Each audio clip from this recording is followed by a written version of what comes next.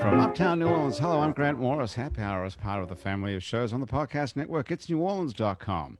When you walk into a bar in New Orleans and you pull up a bar stool, you never know who's going to be sitting on either side of you. What you do know is no matter what they look like, what they're wearing, whether they just got out of a limousine or just got out of jail, they're going to be happy to talk to you. Because that's New Orleans, and this is Happy Hour, a cocktail-fueled 60 minutes of random conversation with folks who have nothing in common other than the fact that none of us are in a bar, actually. We're still isolated in our various homes scattered across New Orleans, waiting for this fucking thing to end, which apparently is only days away now because we're going into phase one reopening on Saturday, the something or other of May. What date? Graham DePonte, our producer, who knows what date it is. What date is that actually? The 15th, I think. Yeah, but not me. I'm not doing it. You're not reopening? Absolutely not. No what way. are you doing? You're going to stay home forever? Yep. No, I'm going to stay home until it doesn't look like there's so much virus still around. But when are we going to know when that is? I think we just look at the numbers. Don't you look at the numbers every day?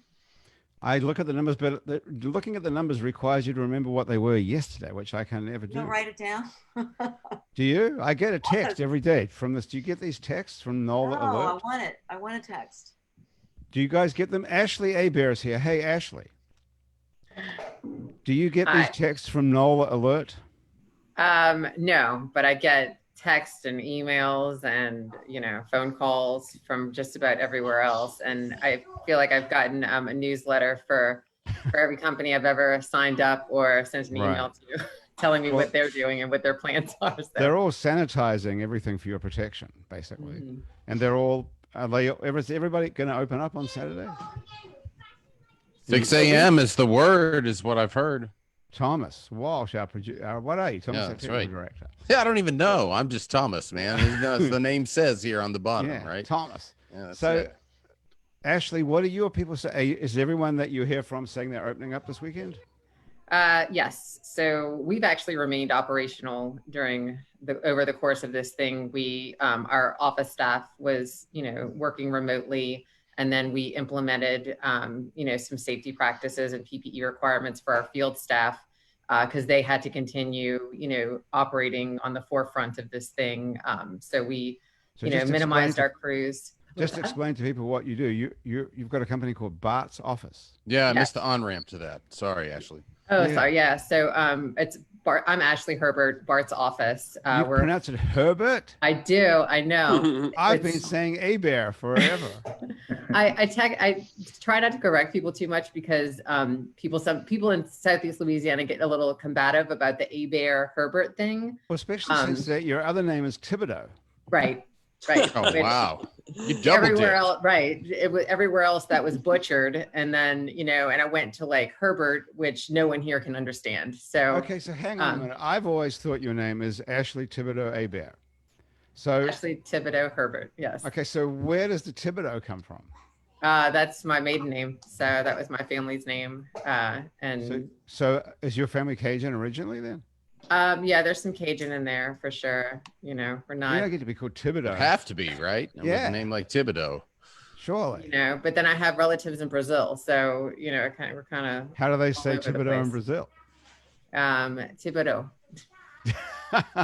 Okay, so you might as well. I would just suggest going with Abear. Forget about the Herbert. That's what I say. Like people, when I say it, people tell me, you're saying it wrong, and I'm like, well, I was like, there's an R in there. But, people don't see the R. So no, I had never noticed it until right now. Looking at the name on Zoom. There it is, right there. How crazy. Okay. All right. You can tell them that's the Alabama pronunciation, Ashley. And this is David Wilkins.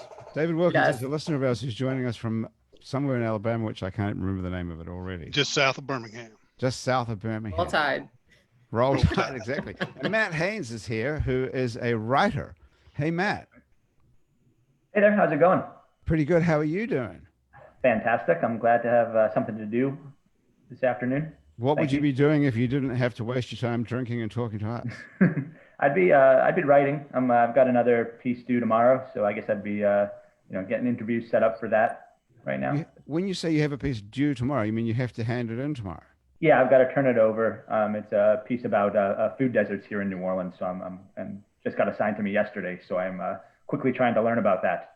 So when you're a writer, and you have to hand in stuff tomorrow. You don't have to write it today. You don't have to write it till tomorrow.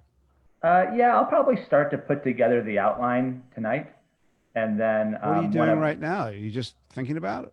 Well, so I I started to reach out to anybody that I heard might be knowledgeable on the topic.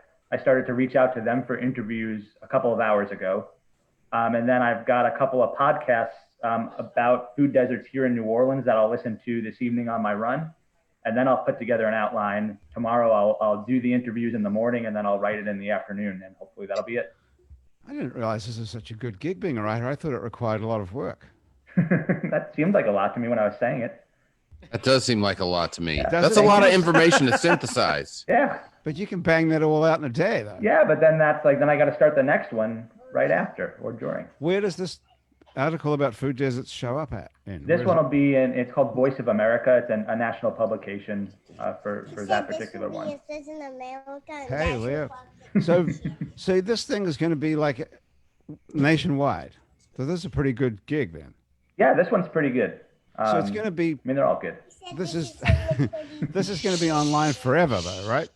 Well, they told me that. So the last one that I did for them went live on a Tuesday, and they're like it'll be gone by the next day. So it went live yesterday, and then it was off the website the next day. They said if you turn in things on Friday or Thursday or Friday, then it'll be on for the entire weekend. So not forever, but it'll be on their website for Why a few days. would you post something online and then take it off the next day? I guess you're right. It doesn't go offline, but it'll go off their main page. So if you just happen to upon Voice of America just to see what's in the news, you'd find my article right away. Whereas like they all exist, but they're a little harder to get to the further away from when I wrote it. Who is they, by the way? I think whoever, it could be you. It could be anybody who is interested. So I guess for Voice of America specifically, it's a lot of people from outside of the United States who are interested in the politics of the United States, is my understanding of it. Whereas very local New Orleans, for example, are New Orleanians almost exclusively. So I'm going to ask you about very local in a minute. But first of all, let's say hi to Jay Winfield. Jay, how are you doing? How you doing? I'm good. I'm pretty okay. Good to see you. Apologize for the tardiness. I had some technical difficulties. That's okay. Nobody knows. I was not going to mention that. Oh, okay. But what were your technical difficulties anyway? What happened? My computer was moving slow and they weren't accepting my login, even though I have a Zoom account. So that was fun. Why do you think that is? Do they know something about you? I don't know. They might have something against me. Yeah, that's what I'm wondering. Probably because I normally log in on the phone. That might be what it is. Oh, you might be on a different device, so they think somehow that someone's impersonating you. Exactly. So, Jay, look at your two groovy-looking keyboards you have set up here. Where are you? Are you at home? Oh, yeah, I'm at home. You know, quarantine life. Well, we were just saying that quarantine life is all over as of Saturday at 6 a.m. We don't have to worry about that anymore. Yeah. What? So you're not going to leave the house either then on Saturday morning? No, sir. Okay, so we'll do a survey here. So that's out. How many people are on this? 1, 2, 3, 4, 5, 6, 7, 8, 9. There's 10 people here, believe it or not. Ashley Griffith is here from. I see 11, but 11. Okay, whatever it is. Okay, 11's even better. That's an even better random number. Okay, so how many people out of 11 people are going to regard this phase 1 opening as a permission to get out of the house and go do stuff? Let's start with that. I'm still in Arkansas. Yes. And I'm going to stay. You're staying in Arkansas? Yeah. And what's the position in Arkansas? Where are they at? Oh, man, they're trying to... Are you kidding me? It's Trump country now. They're trying... So, for such a long time, Arkansas was beautifully like blue because they were so backwards that they were still Democratic. But now... now, unfortunately, they are red, monkey's ass red, as they baboon's ass red, and so they are trying to open up and wondering about how they're going to be able to get anyone to come back to work. And we opened the bars on Monday here in Alabama. Yeah. Did people go, David? Did people immediately start flocking to the bars? I wouldn't know because I didn't go. So Okay, I was going to keep my hand down. I'm not going anywhere for a couple of weeks. Yeah, I think that's a consensus among most people is nobody wants to go out because this is Chris Roth. Like me, I want to make sure that I'm not going to get sick and I'm not going to get somebody else sick. Right. Now, Chris, you had a test today. We did.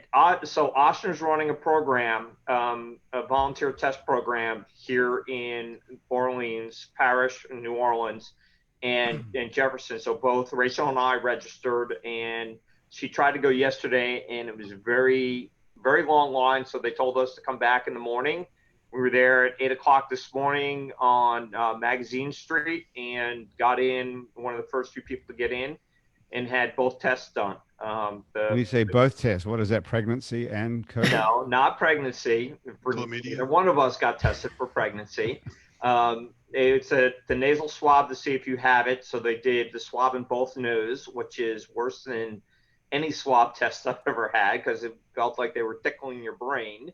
And then they drew blood for antibodies. And we'll have results in about 48 to 72 hours on if you're an Oshner patient, you have the portal that we're logged into, so they'll send the test results. C-Rock could hack into that if you like in the meantime. So you're going to find out, you have to wait 2 days to find out. Have you had any symptoms or anything? No, but as you know, Rachel, based on her job, has been up in the Capitol. Right. So she's been exposed because you had who was it, Charles Rebel, that had passed away, one of the representatives from. I hope you got the right name, because that would be terrible to say that someone passed away if they didn't. Look that up. So Chris's wife, Rachel, is the assistant to the state treasurer, if I have that right? Actually, yes. She's the assistant treasurer for the state of Louisiana. She's not assistant to the state treasurer. She is the assistant state treasurer. She's one of multiple assistants, yes. But someone who's the assistant to the state treasurer would be someone who goes to get the coffee. She's actually the assistant state treasurer for the state of Louisiana. Correct. So she's partially responsible now for what's going to be a record shortfall of some $1 billion. I hear those calls all day, and the money it's going to be ugly. Well, what do you think on a scale of 1 to 10? How fucked are we? I'm going to come back to the survey in a minute, by the way. How fucked are we on a scale from 1 to 10, judging on your overhearing the assistant state treasurer calls at home? No, and given that she's not listening. Bad? From 1 to 10, 9. how fucked? 9. I mean, you got to think about it. The hospitality industry, the oil industry, those are the massive industries that pay into the coffers. Right. And the oil industry's in the tank, and so is obviously there's no tourism at all. Wow. And what are they thinking the sort of timeline is looking like on a sort of recovery? That I haven't heard. I mean, and it's drawing down party lines about what needs to be done, how soon we need to get back. And I think this goes back to what we were talking about is even if you say everything is open, people are smart enough to realize that just because it's open doesn't mean I'm going. And it's not going to be wide open. There's going to be restrictions. Half of the people are. Okay, let's get back to the survey. Is anybody here actually going to go out of the house and do stuff on Saturday? No. Okay, Matt. Well, with a major addendum, if like the zoo, I know that they'd be at 25% capacity. Did you say the zoo? Yeah, I think like the zoo is supposed to open up at some point soon, and they'd be at, I think it's 25% capacity. It's an outdoor space. Like it seems like, I don't know, Audubon Park, which tons of people already have been going to for a month and a half now, is pretty full. So if you can walk around the zoo and outdoor space, I think maybe I would consider. I'm going outside in the outdoors. I'm just not gonna patronize any restaurants. Oh yeah. Yeah. Or go to the grocery store if I can help it. Ashley, what are you doing? Are you still working, Ashley? Yes, so we're still operational. We've had field crews operating pretty much the entire time, utilizing physical distancing and PPE. So they've got the face masks, we've got gloves, protective goggles, and they are, we only put in, smaller crews on projects. So we're not operating to the full capacity. And then, through all of this, obviously there's been a drop in work, because just people aren't at their offices. People aren't, coming to work like they normally would, but we were still, operating. We still had office staff working remotely.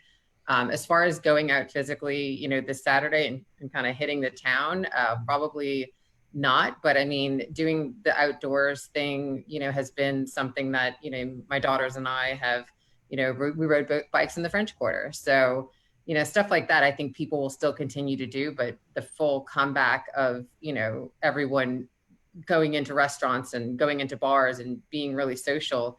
I was talking to someone earlier today and just identifying how we're going to be impacted by this. It's like you go into the grocery store and people barely make eye contact at this point. So, you wonder what the psychology behind, this is going to ultimately end up looking like when we do get back to where we're kind of, close to each other. I know for me personally, when I do engage with more than like 3 people, when I come home, I feel almost anxiety about it, so I have a feeling that that's in a lot of people's minds right now. So it's going to be difficult to overcome that emotional aspect of it, even if it is deemed safe. But at this point, who can really say it's safe? Well, it's being deemed economically safe, not physically safe, I think. Right. Everybody wants to get back to making money. I mean, well, that's the thing. I'm like, so I don't understand what's actually being gained, because there's restaurants that are operating with like counter service exclusively.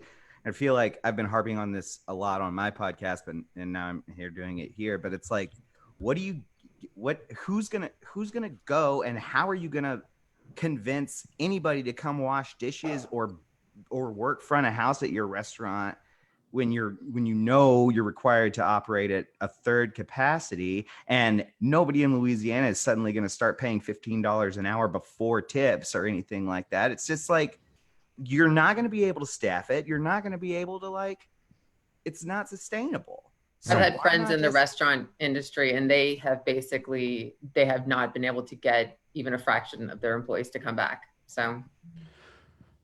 Well, everybody's making more money on unemployment than they're making waiting tables. That's for sure. Yeah, well, I think like by no coincidence, $600 a week equals out to $15 an hour at full time. Oh. So if that's what's considered to be a living wage, then that's what should be given then, huh? That's a perfect argument for $15 an hour. Right. Dude, I think that's the only solution, frankly. It's time to start paying a living wage. Yeah, well, that's everyone. Do you really? That would be great. It's ridiculous that your unemployment is more than you get when you're employed. It's an insane situation, but that's where we are. This is America. So, but it's normally not, though. It's just it's 200, 225 plus 600 now, which is normally just 225. And right. My wife went out to have her hair did today, so I think that's the gateway drug for reopening is go back to the hairdresser. That's what Jonathan Froelich was saying on the show a couple of weeks ago, that people regard having a haircut as more important than life itself, apparently. They really need their haircut. That's a great point. Yes, everybody. Jay, what have you been doing for playing music during this period? Well, honestly, it took me about 3 weeks to a month to even feel like playing any music, because it was just so much going on. Like, I had family members that had tested positive. Right. I had to pretty much step up and do a whole lot of things, like make the runs that they couldn't run because they weren't feeling good and things like that. So I wasn't really inspired to play for a good while. And after everybody started getting better and you realized it wasn't, the worst for them, then I started playing some things. And I was really rusty. It was like, oh, I need to probably play some more before I can't play anymore. So I've been playing for about 2 weeks now. And what are you doing? Where are you playing? Like online stuff or what? Yeah, I'm literally just every now and then I come to the keyboard and I play something random, either from some new songs that came out or just improvise on something, and I'll post it to my Instagram followers and my Facebook followers. Okay. Are you on TikTok yet? I'm not yet, but it's very tempting. Everybody's doing cool stuff on TikTok. I know. TikTok is the I feel like great it's just hope. children. It is. No, telling it's my not. daughters- It's everyone. It's everyone. I Actually, keep how telling old- my daughters, because they're 10 and 8, and I was like, girls, you want to do a TikTok? And they're like, no, mom. Really? Like, not with you. They want to do a TikTok, but not Not with mom. me. No, mom's got to. That's what's so great about TikTok, though. It's all these kids, and they're all fucking awesome. It's really some great stuff on there. Yeah. I told them we could do Beastie Boys, Paul Revere, because there's 3 parts. You know, I was like, I'll take the heavy lyric part. You know, you girls just back me up. Are the girls? Are you at home? Yes, I'm at home. Are the girls there? They're not here today, Ah. but yes, normally they are. That would have been great to do that. Yeah, they would have just pranced And around so- in the background. That would have been fun. So, Jay, that would be a great thing for you to get on TikTok. We could do a TikTok right now if we knew what we were doing. Oh yeah. We're all way too old for TikTok here in this audience.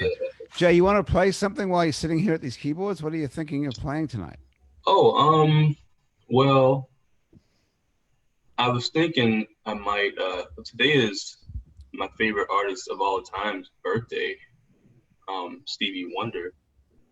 Wow. So I was thinking about playing one of his several thousand songs. Well, given that it's his birthday and he's your favorite artist of all time, there's less likelihood that he's going to sue us if you Exactly. play it. So what the hell? Yeah. Normally we try and discourage people playing songs they don't own the copyright to, but what are they going to do, really? Yeah, what are you gonna do? You know? You're which probably one- a little understaffed right now. It's not like anyone's listening to the show. What are you playing? Thinking about playing the song Creeping. Don't know. Did anyone here know that? It's a song that he recorded, and it's on the Feeling first finale album. Came out in the early 70s, I want to say. But it's not one of his one of his most popular radio tunes. It's just I've never even heard of it. No one's heard of it. Out of 11 people, first of all, no 0 out of 11 people are going to take part in the reopening of New Orleans. oh yeah. And 0 out of 11 people have ever heard of the Stevie Wonder song. So It's far like- we're betting 0 for 11. Yeah. I mean, I could play a song that y'all know. No, that no, sounds play good. something Let's you hear wanna that play. one. Oh, okay. Yeah, that's right. Give it a shot. Are you going to sing it too, or just play it? Yeah, we're less likely to be sued if it's a deep cut instead of the big hits, Yes. right? Mhm. That's true. Don't know. No. I don't know how they have that recognition software. Yeah, I wouldn't do that to They y'all. The whole They singing. find you, all right. You're right. Yeah, let's play it. Jay, go ahead. Cool.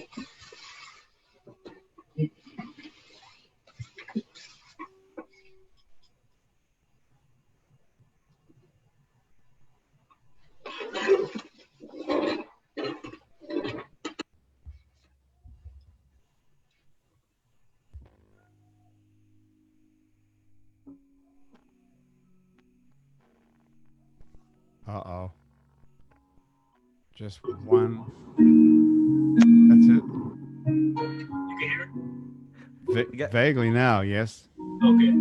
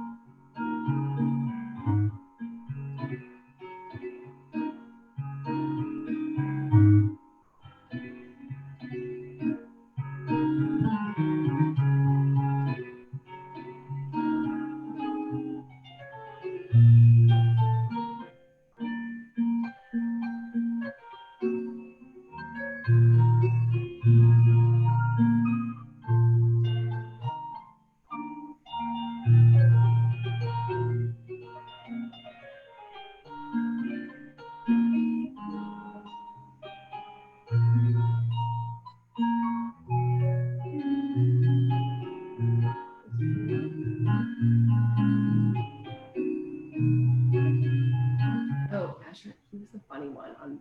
What?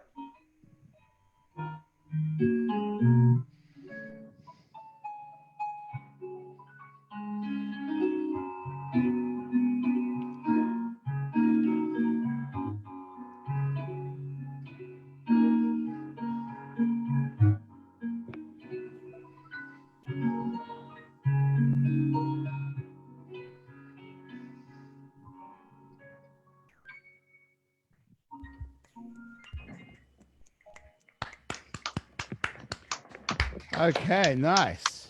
Jay Winfield. Unfortunately, I think we've reached the limit of the technology here that doesn't really do justice to what you're playing. Oh yeah. You guys know? Well, like, it's hard to tell who hears what. No, I think the whole range of the piano really doesn't come through on a little tiny Yeah. computer microphone. You know what I mean? Oh Yeah. It's a shame because But- you're a great player. No, we can tell that you Yeah. got some talent, Jay, for sure. No, I've seen you play One- before. one- Jay's a great player. One way that I found around that actually Yes, lately Asher. is there's a piece of software out there called Loopback, and you can use it to like patch the output of certain parts of your computer. So for example, if you plug your keyboard into an audio interface, then your computer would have to both be output and input at the same time, which it never will Okay. do on its own. But Can if we you do that? Is it easy to do in the next 20 minutes? like, probably not. It also like it costs $100. I bought it there's because, Ashley will pay for it. but Oh, if you- Asher. I was like, for Jay, yeah. Okay. but if you We'll want chip in. to, There's 11 people. We can all chip in $9, and then you can put in $1 yourself, Jay, and then we'll be in. There you go. Yeah, definitely do that. 'Cause Hey, that I got would a be- question for people. What would Yes. they actually be hyped up about reopening, that they would actually go out and like bring their services to people? If X, Y, or Z opened, what would you actually go back to business as usual for? Right now, Okay, good Yeah. question. All yeah. right. So I have not had a haircut in like 6 months, and I would not. My hairdresser is coming back on Saturday. I'm not going. Well, doesn't that just prove that you don't need to get a haircut constantly? My hair looks. Looks great. No. Sure. Yeah, I don't see the Anyone problem. here thinks Graham's hair looks like shit, really? Tell the truth. no, I think it looks fine. Looks fine. No, I think it looks fine. Really. Better than my Corona cut. So Yeah, my hair is longer than it's been since I was in like college, Because and the I'm same cool thing. with it. You got great hair. Hey, So, thanks. Graham, if not a barber shop, which you think is essential or whatever, what would you go back for? I'm not going back for anything right now. Yeah, but what? Well, you know what? Yes, if my pets got sick, I'd go to the vet. I've been to the vet. I've been to the dentist. Did the vet shut down at all? Not allowed to go in. You can only go as far as the parking lot, and then they take the dog in. Oh, wow. and I've been to the vet. I don't think I would go back for this if this suddenly happened. But you know, the thing that I've been like missing the most is like I find myself really craving like some greasy, shitty Tex-Mex food. Like I want like the ground beef burrito with sauce all over the top of it and melted Yeah. mozzarella cheese and a little side of refried beans. And I want like as much chip and dip, and I mean chip and dip, not chips and salsa, as I can eat, and like a margarita that's like as big as my head. Okay, where are you going for that? I don't know. Like Superior Grill. Yeah, anywhere really. You can find that in lots of Coretta's in Metairie is one of my favorites. There used to be this place in Mississippi when I was in high school called Los Tres Amigos, except that's not how you say it. That's close enough. And then, but that I was love Mexican food. That's a great idea. Let's do that. Tex-Mex food specifically. I don't mean like Mexican food. I mean, that specific brand of like very saucy, like American style Mexican inspired food. So the taco trucks haven't closed, right? They've been open the whole time, right? Yeah, you They can't get that margarita as big as your face, though. That's the problem. So, Matt, have you done any research into this food desert article yet at all? Not really. I have people I'm lined up to talk to tomorrow. But yeah, no, not much already, other than like a lot of African American neighborhoods, especially, are living in food deserts, and because of COVID-19, I mean, for I think a lot of people that I know, it's like, oh, like why did 90% of the people I know learn to bake bread all of a sudden? We're kind of bored, and so we're cooking a lot more than we used to, but we also have grocery stores around in certain neighborhoods, so we're able to do that. If you don't have a grocery store around, how are you supposed to get the food to then cook? So what are your options then, really? Like, well, how is it different from regular time, though? Well, I think that maybe just more was open during regular times, so there were more options, and I think just the urgency of it now. Whereas, like, I don't know, typically, as most days I'm going out to buy lunch or something like that. Now that's not possible quite as much or as easily, so I can now shift and like, okay, I guess I'll cook for myself, and it's not a big problem to shift. Matt, specifically in New Orleans East, that's a huge problem, probably more than anywhere else I can think of. And then lower Ninth Ward. Yeah, are you talking to your boy Burrell down there in the lower Ninth Ward at all? Can't remember his first name. But that's been like that because, I mean, it's been like that all the time. I mean, it's been a long time. It's ever since Katrina, basically, and all those places got wiped out. But they had public transit at least. Like, that's not a thing that's happening right now, is it? You might be reluctant to drive or go somewhere, and this got just a 25% occupancy limit, and you have to stand in line for some amount of time if your grocery store is 20 minutes away or 45 minutes away. And I've heard the cost of meat. I haven't seen it myself yet, but I've heard the cost of meat, for example, has gone up in some cases now. And so maybe the cost, but Grant, I think you're right that it's not like this is a problem that all of a sudden emerged out of nowhere, but maybe it's just exacerbated a little bit now as a result of it. Yeah, everything that was a problem in the United States has become more apparent now that we don't have anything to do except look at it. And one of those things is access to food. Another is also this huge disparity between rich people and poor people. I might quote you on that. I'll ask you. Yes, would you write that down and quote me in the article? Hey, tell us something. So what is very local? Yeah, so Very Local New Orleans is, I think they only started maybe 3 years ago, and they're part of Hearst Media Company, which I think, God, I'm going to get this wrong. I think WDSU is connected to Hearst as well, but I got it. All right. Yes, so says yes. Yeah. So, but Very Local New Orleans, I think they are, if there's something fun going on in the city, that's really what they're focused on. And so they're trying to just make sure people in New Orleans can go to one specific site and find, what music is going on, where the best Tex-Mex is in the city, where the best pizza is in the city, what theater is going. That's kind of so. And how do you get their logo on your? Oh, they made this. Right. This thing that's this whatever that's called in the back of you.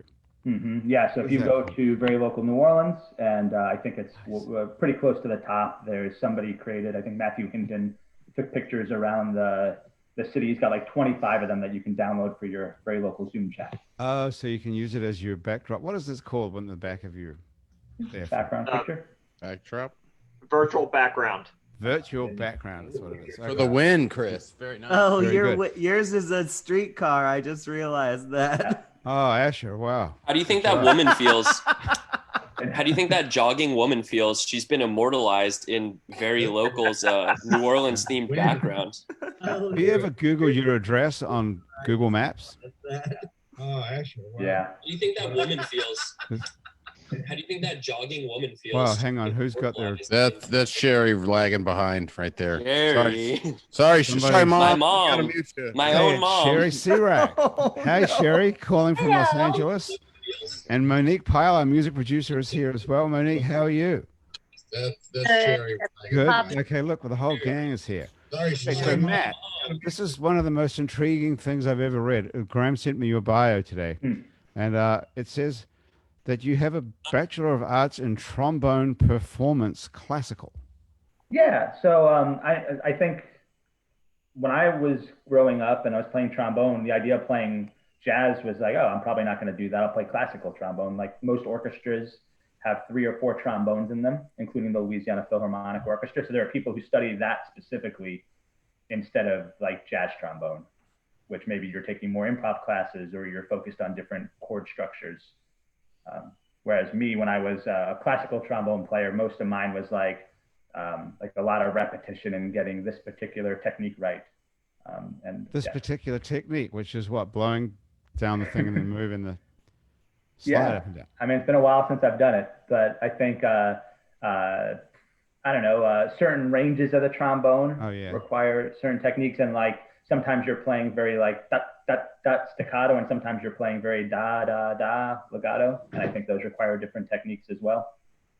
So you went to school. What school did you go to learn how to play the trombone classically? Ithaca College in upstate New York. Okay. Whoa, fancy. And so you end up with a music degree. Yep, sure did.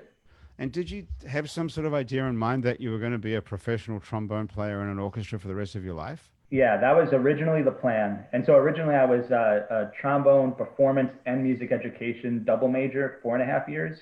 But I was like, I'm not going to be a music teacher. Like as I got further along in it, I was like, I'm going to play trombone. And I had this brass quintet and we would tour around. And I remember, we were in college and we were making some money doing that. Like, oh, well, I can just keep doing that forever. But then, people kind of had different paths of their own in mind. So that the band broke up, sadly. And then what was the name of the quintet? Oh God. I think it was Pinnacle Brass, which sounds really cocky now that I'm saying it. But, I don't know. It was Pinnacle Brass, and we were, we were That playing. name We were really sort good of friends. rings a bell to me for some reason. Asher, Pinnacle you Brass. got some of their recordings? I don't Asher know. was a fanboy. What? I might, maybe I've heard you somehow. I don't Asher, know. are you from Maine? You could have been there during our tour, maybe. No, but I do also have a have classical training. I have a degree in classical composition. Oh, cool. Yeah, so I understand. I thought I'd go into academia as well. Like I thought that being a student of composition at the college level would automatically just transition into me being a professor of composition. But by the time I finished like grad school and had taught music theory for 2 years, I was like, a career of like red pins and chalk dust is just the most horrifying thing I can imagine. And I immediately went into pizza delivery in response to that. So Matt, what did you do when you gave up playing the great. trombone? How did you get out of it? I think I was a slow burn out of it. So I thought I was gonna like be a professional musician, but was like, God, like I'm spending 8 hours a day in a practice room by myself, which is sometimes nice, but is pretty boring. And I think I like to collaborate a little bit more. And so I was like, okay, maybe I don't want to do this. And so I started teaching like these drum and bugle corps, which are kind of like professional marching bands that would tour around. And so I was teaching one in New Jersey and then one in Wyoming. Hang And on, then wait. You were teaching marching bands, did you say? Yeah, for like 3 months at a time, this group of like 135 high school and college age kids would get, so in Casper, Wyoming, for example, the Casper Troopers would get together and we'd compete against different marching bands every night and travel around. You didn't say 3 months at a time, did you? Yeah. 3 months. Like you wouldn't see anybody else other than People take 3 months off out of their lives to go to a brass band marching camp. Yeah, well, it's not. I mean, I guess it's not. I don't think people see it really as a camp as much as like it's like the Olympics of marching band or something. Even the Olympics doesn't go on for 3 months. That's a good point. Yeah, but this takes a while. What kind of drugs are they doing? I think people would sneak. I mean, they probably were doing some drugs, but I wasn't aware. I know that like kids would get in trouble if they were drinking because you weren't supposed to. I mean, because we were rehearsing and practicing pretty much every day. Okay, so we mostly did. I feel like we mostly did cocaine, weed, and alcohol at band camp. So that's probably what they were doing. Similar, right? Band camp was way cooler at your school than it was at mine. So you're like the sort of the coach, or what would that be called? Manager? Yeah, I was like, I think it changed depending on what ensembles I was in. So I was like the visual caption head, like the head of the visual program. So all the marching stuff I was in charge of at this one. But then like it got really funny when my like mentor in marching band stuff, he was having a kid. And so he had a gig in Japan and he couldn't go to Japan. So he was like, do you want to do this? And so then I got to teach in Japan for 6 months as like a visual, but I don't speak Japanese at all. So that was funny. And then I met some guys from Thailand and they're like, oh, we're trying to start our own marching band. Do you want to do that? And so then I went to Thailand for like 2 different stints of 6 months each. And like, I don't speak Thai either. So yeah, it was. Well, I guess brass music is the international language. Yeah. Yeah, it was great. I mean, and if people love Philip John Sousa. I was just going to ask that. What are they playing? What songs are they Philip playing? Sousa. Yeah. So they're not typically playing that kind of stuff. It's more like, I guess, I don't know. I think they would say it's more artistic or abstract. But so I don't know. I remember one of the Thai shows was like a history of Thailand show, and so they had some folk music and they had some like I think they ended with some like Thai pop stuff. Are you doing the arrangements for these things as well? No. But I would work in Thailand. I would I would talk to the guy who was writing the marching drill, and I would talk to the guy who was writing the music, and I would like get them on the same page. C-Rock, we got to find this stuff. It's got to be on YouTube somewhere. Oh yeah. No, I made my girlfriend watch it the other day. And it wasn't as good as I remembered. Send us the link. Yeah, okay. Send us the link right now. Send C-Rock the link. Okay. I'll find it. We have to see this time. So that when you say drills, you had to coach them into like the choreography as well. Yeah, there's choreography, but also like every individual, like when you guys watch it, it'll look like just one picture is moving around. But that's every single individual who has a very specific step size for a certain number of counts, and they're all different, and they change directions. And I can't imagine why you'd want to quit this. This sounds like a lifelong acid trip. Does not pay very much, and so eventually. Oh well, there is that. I hadn't thought about it. Wow, Hal, what a great story! And see, Matthew C-Rock is here as well. You have the same name as Andrew C-Rock. And Sherry C-Rock. And Sherry C-Rock was here at some point. The whole family's here. The whole C-Rock family. Well, we're missing my dad. This is the bunch. What happened to Mom? She disappeared, or she's gone off my screen somehow. Yeah. This is great that people keep on showing up here. Matt, say what up. Matt, where are you? Hey guys. Hey. My mom couldn't make it today again. Your mom and you are supposed to be doing a musical number on the show, remember? I know. We actually rehearsed last night, and we That's amazing. recorded a couple of numbers too. It was You rehearsed and she's not here. Yeah. You got to release them. Okay. I'll send them y'all. And Ashley and her kids are going to do a song as well. A TikTok. They're going to do a TikTok. Yeah. TikTok. I'll let you guys have the first review of it once we've finalized. Okay. Jay, you want to try playing something else? You think we can get it to sound better? Yeah, I kind of repositioned my speaker, and I can also do like somewhat of a sound check. Is it a quality issue or is it a volume issue or both? Volume. Volume and quality, I think, although not quality of your skill. Okay. I think it's just like music's hard over Zoom because like there's gonna be like some lags, you know what I mean? And like it's frustrating. This thing wasn't designed for musical performance after all. No, that's true. Okay, let's play something. And then actually I want to come back because we're going to have to get out of here at some point. But before we do, we have to talk to you about what the hell is going to happen to the future of office work. So Can we do that in a minute? First of all, Jay, so what are you thinking of playing here? I'm thinking of playing a song that is a little more known, just because, well, I love the song, and I think it would be a good way to like test out if it's better the way I positioned it and the volume that I turned up. If you know the song, it's Don't Know Why,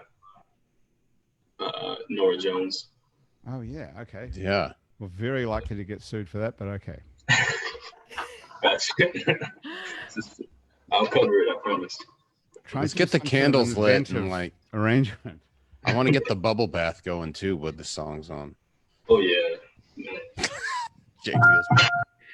Okay.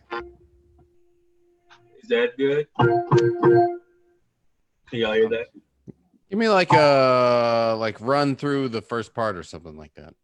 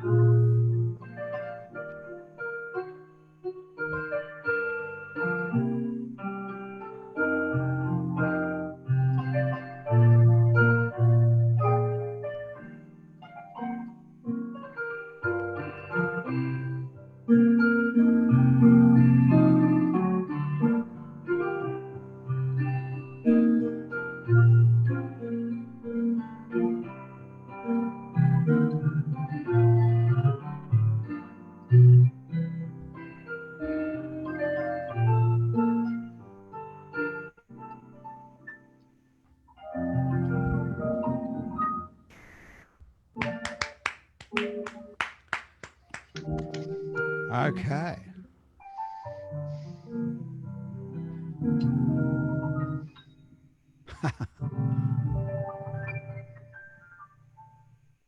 Oh, it looks so easy.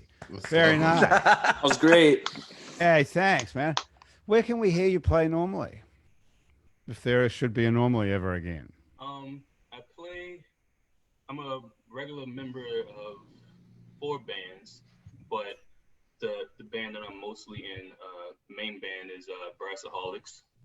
And we usually, before pandemic, played every Thursday night at the Jazz Playhouse. That's off Bourbon and Conti, or Bourbon and Bienville. That's Urban Mayfield's place? Yeah, well, it used to be. Yeah, he's Wells, not and there. that's the hotel. yeah. Now it's just called Playhouse. Well, what But, happened to him? I do not know specifically. Last I know, he had a it was kind of like a open mic jam thing that they were doing every Monday night. I never got a chance to make it there. But Did he ever get charged with anything? I believe so.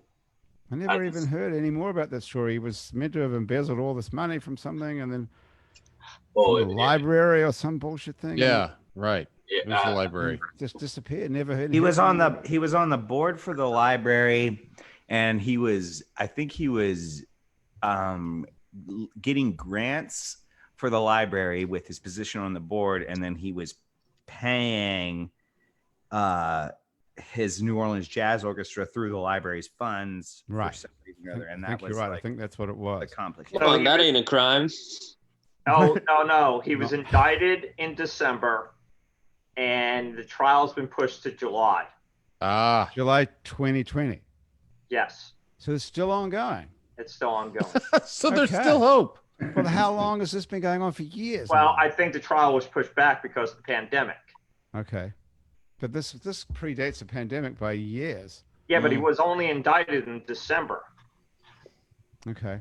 I feel like I remember it was a thing. I applied for a job with the New Orleans Jazz Orchestra around the time that like that stuff started hitting the news. What were you trying to be doing there? Grant I can't even remember. I didn't get that job because I was so stoned when I went to the interview. That's surprising. I had kind of decided I didn't want that job anyway, because the first thing that happened, like as soon as I applied, they sent me a copy of his book that he wrote, and they were like, read it because they're going to ask you questions about it when you get into the interview. And I was just like, yeah, that is a little off-putting. Yeah, and his book was like most people's like Instagram feed. So you read it. You read the whole book though, cover to cover. Right. I did read it. Okay. Well, who had the last laugh there? You got to be high, and he goes to jail. Well, he's not going to jail yet. Anyway, hey, Ashley, because we haven't got all day here, so Ashley, just tell us seriously for a minute here. So everybody basically is working out of their house now, and you have a job that's concerned with people's office space. Right. Moving offices and setting up offices and taking care of people's offices. So what are you going to do now? What's happening to you? So we've positioned ourselves to begin offering services to businesses that maybe have upcoming leases that are expiring. So we can take their furnishings from their office space where they're paying like Class A office prices, put them in storage, give them some time to make some decisions based on what eventually happens or kind of the dynamic of their business. You know, some people will maintain a work from home platform. And then some people will be, you know, kind of compressing office space. So if they can't bring everyone back on to full capacity once this opens up, which a lot of businesses won't, you know, then they're going to wait. A lot of businesses won't open up again? Well, not to the capacity that they were like before. What's the reason for that? Because they're just going to go out of business? Yeah, well, I mean, people are obviously the unfortunate thing is that, yes, some businesses will not survive this. Okay, so you're in a position where you know what's going on, whereas most of us here on this call, I think, have no idea what's going on. I for one, don't have a clue. I know all. Yeah, so you're talking to people in business. So what kind of businesses aren't going to make it? Well, I mean, you know, specifically, I know the restaurant industry is going to have a tough time. You know, if you were a startup, I think you're not going to do fare so well, because even though there are loans and grants and stuff associated with it, if you don't have enough, you know, enough to back up your business, you're not going to be eligible for those loans. So those are going to be more difficult to acquire. Then, you know, I mean, there's just businesses that are going to be drastically impacted, you know, from, you know, tourism is just like, that's not going to come back. Even if we do come back, it's not coming back anytime soon. Even though I was going to suggest that would be one of the first things I did do was travel. because that's what would be important to me. But a lot of the businesses that we're seeing are either going to maintain, a certain portion of their business, or their staff is going to work from home, or they're going to rotate. So obviously, with people not being able to be in close quarters, they're going to alternate schedule people. So some people will be week on, week off, 1 week in the office, 1 week off. That would be, a reason for them to compress their footprint of their commercial office space. So you're taking their furniture and putting it in storage. Yes, So that you're is like one of sort of a commercial office pawn shop. Yes, so that is actually one of the platforms that we have been promoting even prior to this, was for a lot of our commercial clientele when they do renovations or they, move or they get new assets. We take their old assets and we put them online. We market them to nonprofits, to small businesses. And basically, if we can time it right, there's little to no cost to these organizations to take advantage of this furniture. It's great for the companies that we're representing because we're offsetting their expenses of disposal. They're allowing, these assets to be reutilized for some smaller business that might not. The bad news is you're going out of business. The good news is that somebody's going to get your furniture who could use it.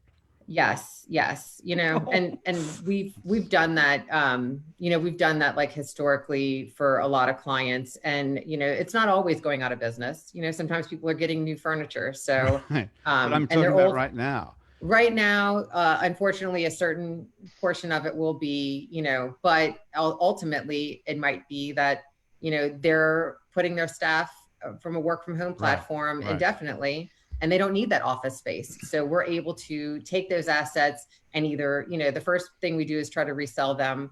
And then if there's no resale, then we donate, we market to our nonprofits. We have a network of 4,000 nonprofits that we can, put the stuff out to that they can take advantage of. And it's good for the environment, it's good for our customers, and it's good for the, the organizations that can benefit from it. Is it good for you? Do you still have a job out of all this? Yes.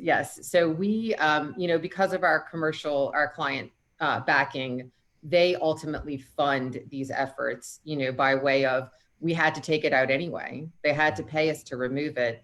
And they just pay like a small management, fee, or that's associated. It's not really a fee, but it's just kind of, we roll it into the pricing structure to where we can market this stuff. But that's why when I come on, shows like this, and we have our newsletters and we are we promote it all the time, even if we don't have projects that we're currently doing, because we get them so often. And it's a real problem. You wouldn't think I'm trying to give away good furniture, but sometimes it becomes a challenge. So we're just trying to make those connections at every level. And if I get someone, even if I don't have a project, I have a folder specifically for them. And so I keep their information, and then I make sure that those are the first people that we reach out to. So, So if anyone's looking for office furniture and they have a nonprofit, you give it to them for free? Yes. Wow. So Ashley, is this the end of the open plan office and the rebirth of the cube farm? Yeah. So we had a bunch of clients that were either all the way through or halfway through. That process of going to that shared low walls, everybody can see everyone, everybody's co-working and, sitting on top of each other.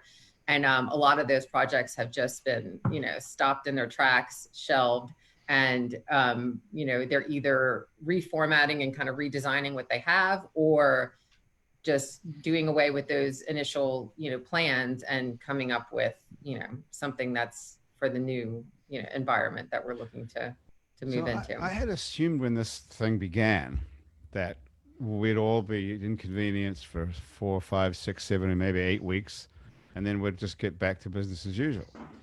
But what you're saying, and what people tend to be saying now, is that this is going to have a permanent effect on our life. Is that what you're thinking, Ashley? That this is going to change office structure, the way we work in offices forever?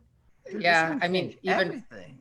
Yeah, right. As I mentioned earlier, the psychological, effects to this are to remain to be seen. But even looking at my business personally, we didn't have a work from home platform. I mean, we're commercial relocation. It's everybody's in the office. We're all working together. It's a very teamwork environment. And, since this, we have been kind of flipped on our heads here, and we've had to learn how to operate in this world. And, I was even thinking about it, me personally, thinking about having to go back into the office every day and then getting used to that again. Right. And is that going to be normal? Is that going to seem normal after this? It's kind of cool working at home and integrating your family life and your work life. It is. From the waist down, I'm in PJs all the time.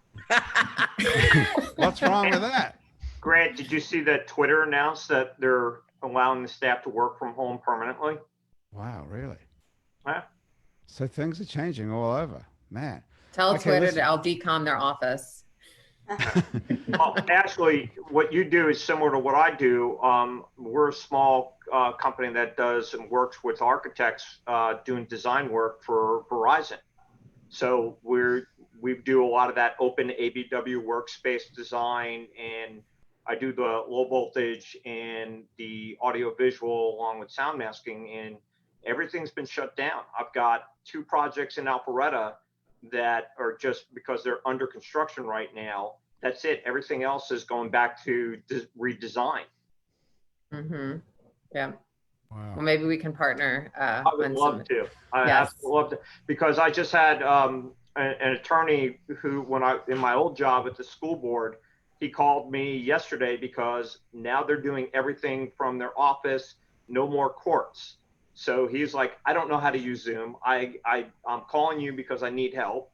So that's going to change as well. They're going to do depositions. They're doing court cases. They're doing everything either from home or from offices. Yeah. Are they going to broadcast this on Facebook Live? The Supreme Court's now broadcasting the arguments. You can get the Supreme Court on Facebook. You can on C-SPAN. I mean, that's my newest thing, is listening to the Supreme Court arguments now. Well, it is Oh, been yay, a pretty oh, slow yay. month, I'll give you that, but it hasn't slowed down that badly that I'd be watching the Supreme Court. I mean, it was his taxes, or his the president's taxes, whether or not they can be released. I can answer that for you. Yes, they definitely can, no problem. But Okay, they listen, won't. Sorry. we got to get the hell out of here. Although we don't really have anywhere to go, I realize that. But Thomas has to feed his kids. Ashley, what are you doing? Where are your kids? Oh, they're with their father right now. So Okay, that's Mr. Herbert. As a closing remark, I'd like to say that if someone showed me a picture of C-Rock next to C-Rock Senior and said C-Rock Senior is just C-Rock in 20 years, I'd believe them. Okay, very good. See me with the Snapchat old person filter on. Thanks for the old person part. Yeah. No worries. I call it like I see it. All right, you guys. Thank you so much for joining us. This is so confusing. Matt Haines, before you go, where do we find your stuff? I think the best thing to do would be to go to my blog, which is matthaineswrites.com. We'll post a link to it. Oh, sure. Okay, we'll put a link to it on our itsneworleans.com page as well. Matt Haines Writes. Justin, thank goodness you ended up being a writer. Otherwise, you'd have to have Matt Haines plays trombone. Matt Haines teaches ThaiMarchingBands.com. Yeah. That is one of the best stories I've ever heard, and we've been doing this for a long time now. This is our 10th year, I think, believe it or not. Honor. That is pretty good. I taught Thai. You must be able to tell that story at dinner. If we're ever allowed to go out to dinner again, that's a great story. Yeah, and there's very little. That's only the first level of it. There's like individual rehearsals. We're very wild. Okay, well, can you come back and tell us more some other time? Yeah, I'm free right now a lot of the time. So. And Jay Winfield, how do we find you? I am. I don't have any real creative names, so I am Jay Winfield on literally everything. I'm mostly active on Instagram and Facebook. I have a personal page, but I have a business page as well. If you want to go to that, that's where I post predominantly music. Okay, very good. Well, hopefully we won't have to defend you in court over this Jones copyright situation. This is true. Okay, guys. Well, thank you very much, Ashley Herbert. I can't believe I can't even say that properly. Matt Haines, it sounds weird. It sounds weird. It does. I'm going to go back to Ashley Thibodeau, Bear. And Matt Haines and Jay Winfield, thank you so much for joining us. And everybody else who showed up here, Chris Roth and the C-Rock family, and various other people. David Wilkins, there you are. And various other people who dropped in and out of the show today. Thanks for joining us. That's been Happy Hour for another week on Zoom. Our show is produced by Graham DePonte, our music producer, is Monique Pyle. Thomas Walsh is our technical director, and Andrew Siroc is our digital producer. Asher Griffith, down there in the right-hand corner, is our Facebook Live feed director. Christian Unruh is our music consultant. Our theme music was written by and is currently being played by Mitch Foreman. If you'd like to be on our show and you can stay upright while staying at home and getting on Zoom, drop us a line. Our address is on our website, itsneworleans.com. We can also check out many other happy hours that we made over the previous decade, along with other shows that we make around here, including Out to Lunch with Peter Raschuti, Louisiana Eats with Poppy Tucker, and our award-winning podcast about death, which is simply called Death the Podcast. You can also find other great Louisiana podcasts at itsacadiana.com and itsbatonrouge.la. You can keep up with us between shows on a bunch of time-sucking social media like Facebook, Twitter, and Instagram. You can find those links on our website, itsneworleans.com. You can find photos, believe it or not, from this show on itsneworleans.com and on our It's New Orleans Happy Hour Facebook page and on Instagram. These photos were taken by Jill LaFleur. You can find more of Jill's photos at lafleurphoto.com. If you're listening to this on your favorite podcast app, thank you for subscribing to us. If your podcast app has a share function, try telling a couple of your friends about Happy Hour. Happy Hour is a production of Radio Broadcasting for itsneworleans.com. Andrew Duhon is still on the road somewhere or other. Hey, look, there's Ali Swidler in a mask. So on behalf of Andrew, who should be here next week again, and all of our Happy Hour crew, thanks for joining us. I'm Grant Morris. If we manage to stay alive for another 7 days, we'll see you back here next week for more Happy Hour. Bye, Grant. Bye. Bye, everybody. I'm going to turn this off.